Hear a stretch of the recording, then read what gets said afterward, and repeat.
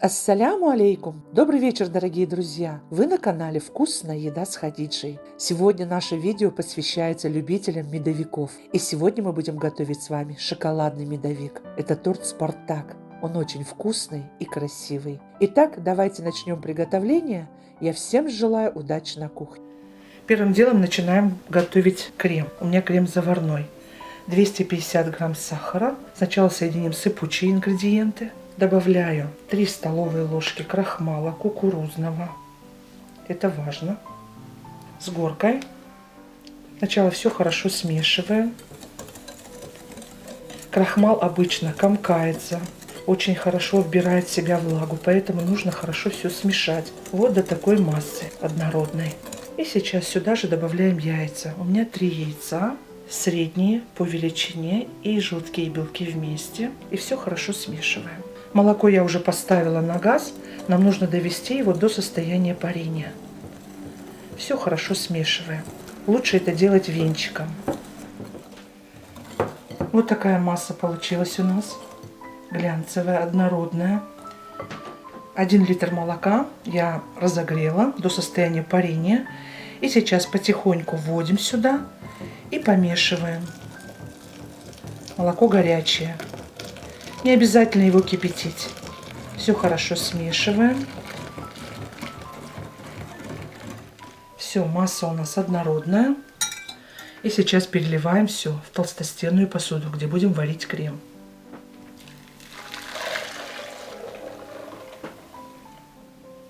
А сейчас идем варить крем.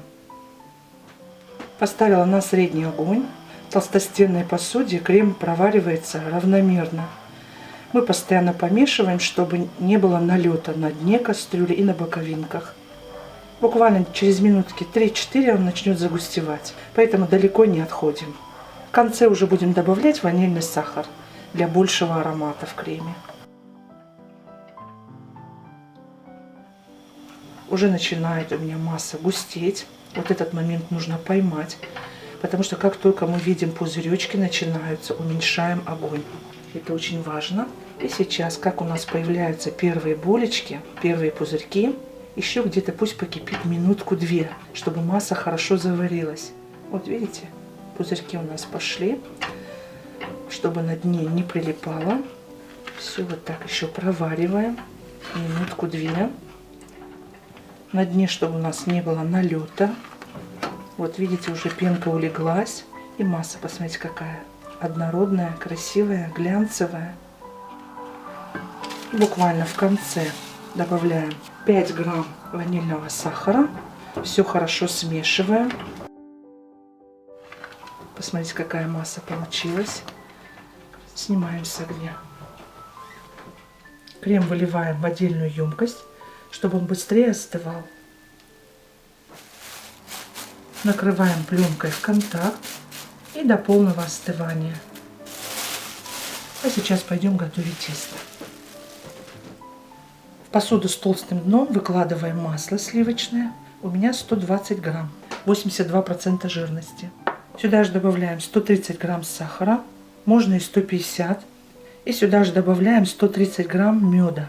Если у вас нет меда, вы можете сироп от любого варенья. Тоже будет очень вкусно, и прекрасный будет и аромат, и состав очень хороший получается тесто. А сейчас отправляем на огонь. Нам нужно, чтобы эта масса была однородной и кристаллики сахара растворились.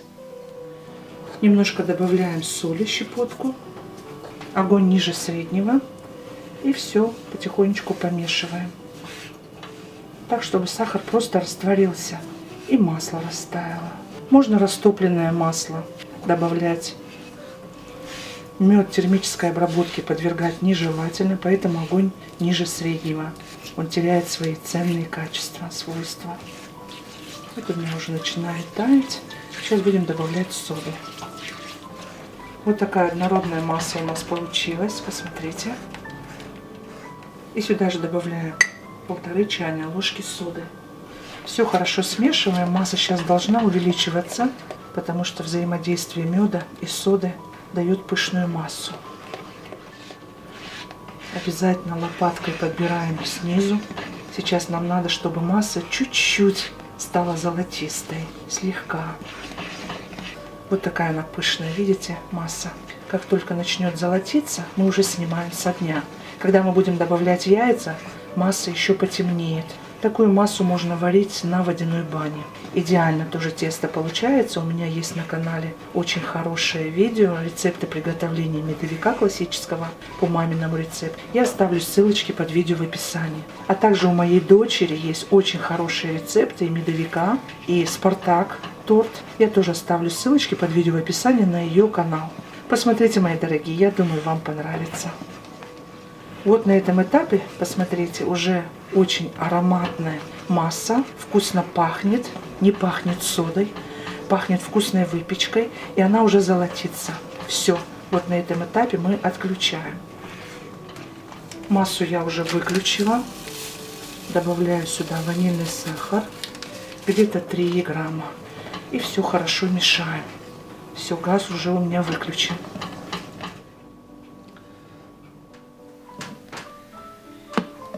Переливаем в другую емкость, чтобы масса немножко остыла. Мы яйца не можем добавлять в горячую массу.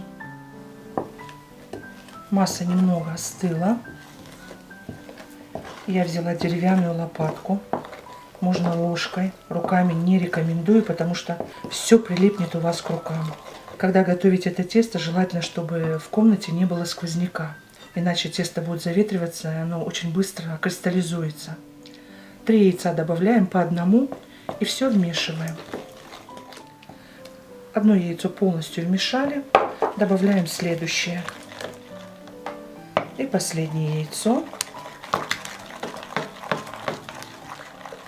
Посмотрите, какое тесто. Янтарное, очень красивое. И сейчас сюда отправляем муку. Сначала какао добавляем. Здесь 50 грамм у меня. Пропускаем через сито. И сейчас добавляем муку. У нас еще масса горячая. Она очень хорошо впитывает сейчас муку, поэтому вы можете муки добавить слишком много. Не старайтесь всю муку сразу добавлять, иначе тесто, забитое мукой, даст очень жесткие коржи. Это количество какао. У меня какао российский, золотой ярлык. Мне очень нравится, как это какао ведет себя в тесте. И сейчас добавляем муку. Муки я отвесила 550 грамм. Потихоньку добавляем, мешаем и смотрим.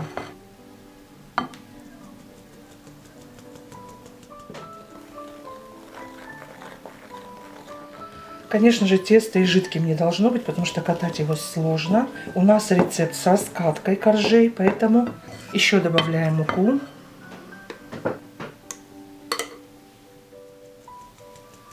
Мука может отличаться, яйца могут отличаться, поэтому все мы делаем аккуратно, деликатно. И от раза к разу уже учимся чувствовать, какое тесто должно быть. Вот посмотрите, какая уже масса вязкая, но она еще очень липнет к рукам. Поэтому сейчас на рабочую поверхность немного муки. Точное количество ингредиентов и в инфобоксе, как всегда, укажу.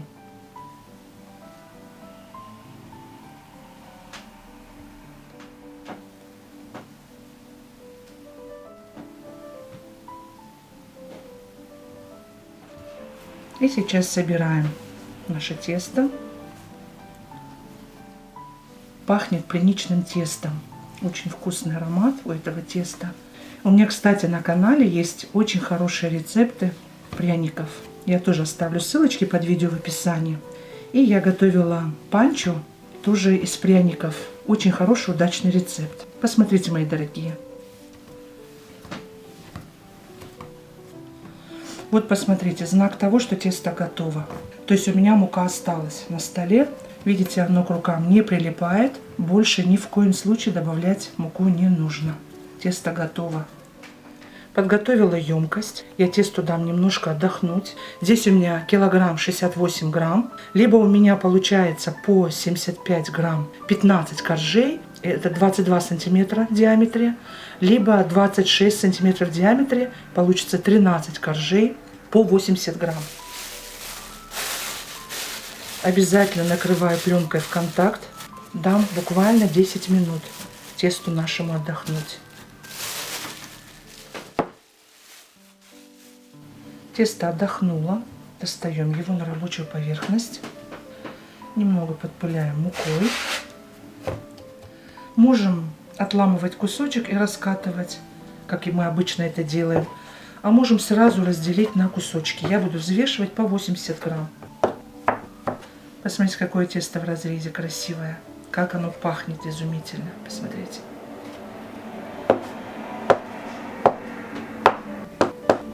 У меня получилось 13 кусочков теста по 81-82 грамма. И сейчас каждый кусочек теста скатываем в шарик. Тесто очень мягкое, податливое. Шарик не обязательно должен быть ровный. Вот такой. Вот обратите внимание, тесто стало суше. Полежало 10 минут. Клейковина муки открылась, и тесто стало суше. В самый раз работать, вообще не прилипает. Очень удобно, как пластилин. Заготовки наши выкладываем на блюдо.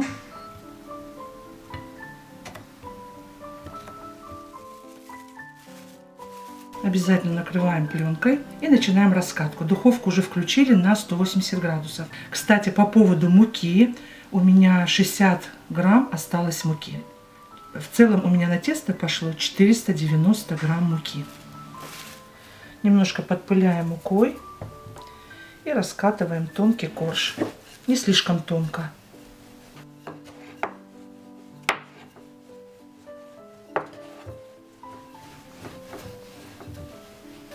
Чтобы много муки не использовать, можно раскатывать на пергаменте.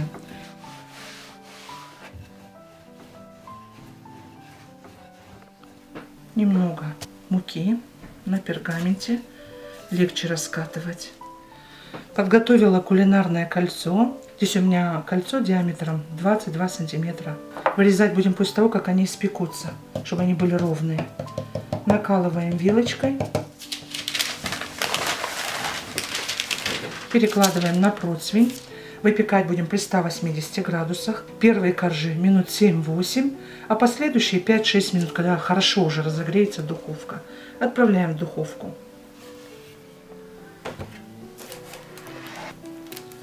Корж готов. Посмотрите, какой он. Перекладываем на тарелку.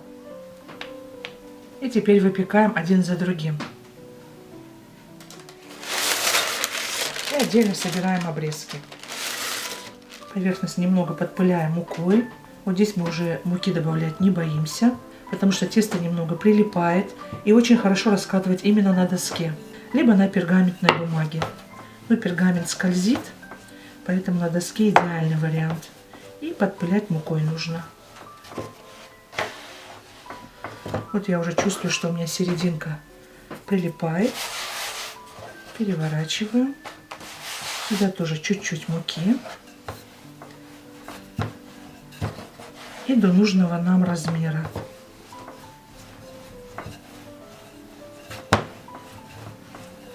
У меня кулинарное кольцо 22 сантиметра в диаметре. Я примеряю все ровно, четко. И сейчас на скалочку и выкладываем на пергамент кулинарным кольцом. Выдавливаем корж. Можно это сделать в начале, можно в конце. Вот эти края, если вы хотите коржей больше, края можно снова в комочек теста, и еще один корж будет. Вот так отделяем, чтобы пропекалось отдельно. И вот так часто делаем проколы на корже. Отправляем в духовку. Выпекать будем первое время 7-8 минут. Вы по запаху характерному уже поймете, что испеклись. А последующие коржи уже 5-6 минут понадобится. Отправляем в духовку, включаем вверх-вниз. А теперь только успевай. Один за другим. Последние коржи даже и за 3 минуты выпекаются.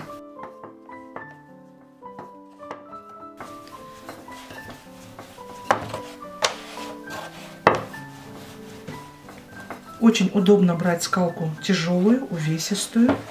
Тогда вам легко будет катать. Если возьмете тоненькую, она будет проваливаться в тесто и менее сложно.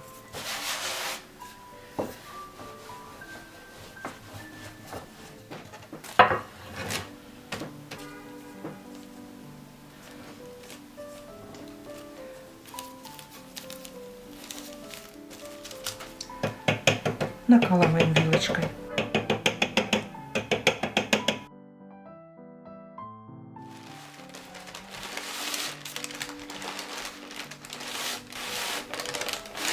Все коржи готовы.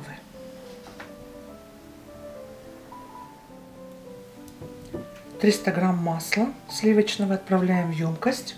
Нам нужно взбить масло.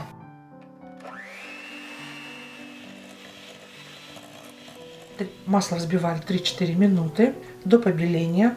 Добавляем заварную массу. Она у нас комнатной температуры. Всю сразу не добавляем, по чуть-чуть. Взбиваем до однородности и дальше добавляем.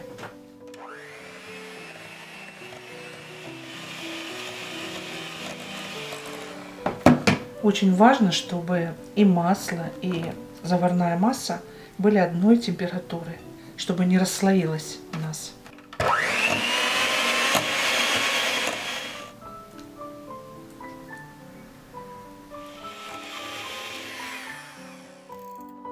Посмотрите, какой красивый у нас получился крем. Смотрите, у нас шумит. Очень красивый крем. Все готово у нас. И сейчас выкладываем на корж и разравниваем шпателем.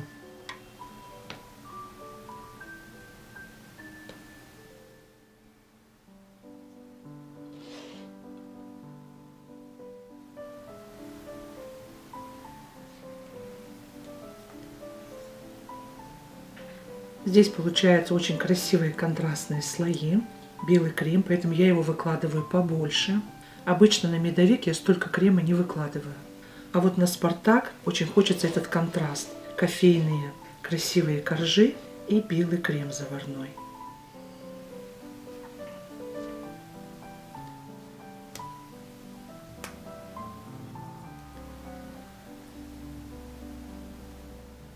Коржи пока не поджимаю. Это уже будет в конце, ближе к концу. Когда меньше коржей будет оставаться, потом я поджимаю обычно. Все равномерно распределяется. Так, слегка, сильно не давлю.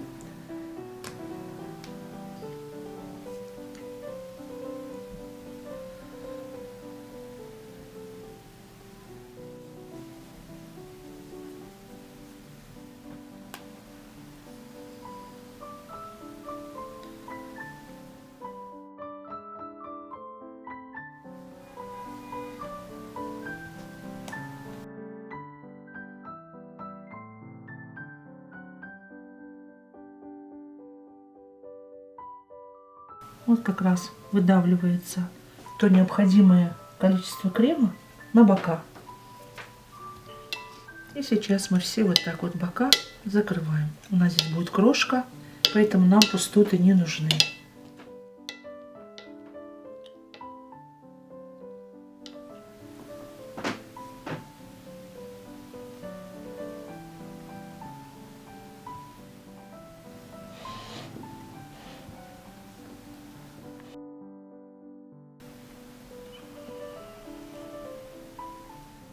Наверх торта нам не нужно много крема, потому что сверху у нас еще будет шоколадная глазурь. Мы сейчас отправляем его в холодильник для стабилизации на 1 час. Остатки от коржей либо вот так скалкой, либо в измельчителе.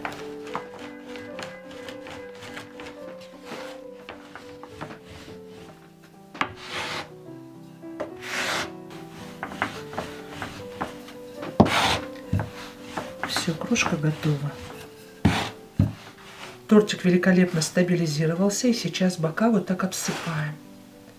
Крошки у нас достаточно.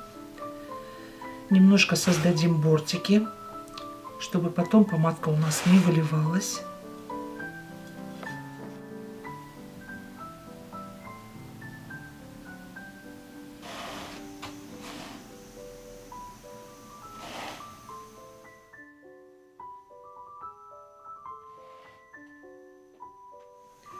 Конечно, самый простой вариант и сверху его засыпать. И все, и готов. Но мы легких путей не ищем. С помадкой это очень вкусно, поэтому будем делать с помадкой. Излишнюю крошку убираем. Сейчас снова отправляем в холодильник для стабилизации, хотя бы на 1 час. А сейчас приготовим шоколадную глазурь. Нам понадобится 80 грамм шоколада, 150 миллилитров сливок жирных и 1 столовую ложку растительного масла, без запаха. Все смешиваем на среднем огне до однородной массы, дадим немного остыть и покрываем торт сверху.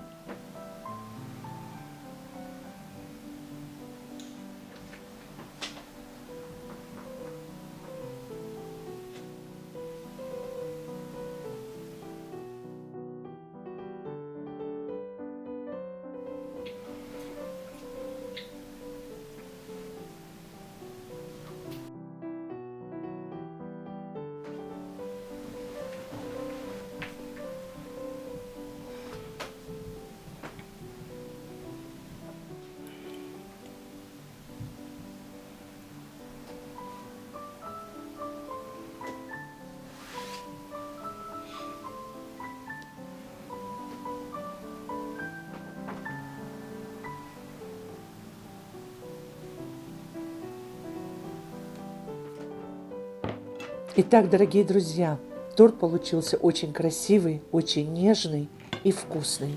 В зимний вечер такой торт – это просто наслаждение. Порадуйте себя и своих любимых. Приготовьте такой торт с чашечкой горячего кофе либо чая. Всем настоятельно рекомендую приготовить по этому рецепту. Если понравилось видео, ставьте лайк, поддержите наш канал лайком. Если еще не подписаны, обязательно подписывайтесь и не забудьте нажать на колокольчик справа, чтобы не пропускать выход нового видео. Я не прощаюсь с вами, а говорю лишь до новых встреч, друзья, на канале «Вкусная еда с Хадиджей». Пока-пока.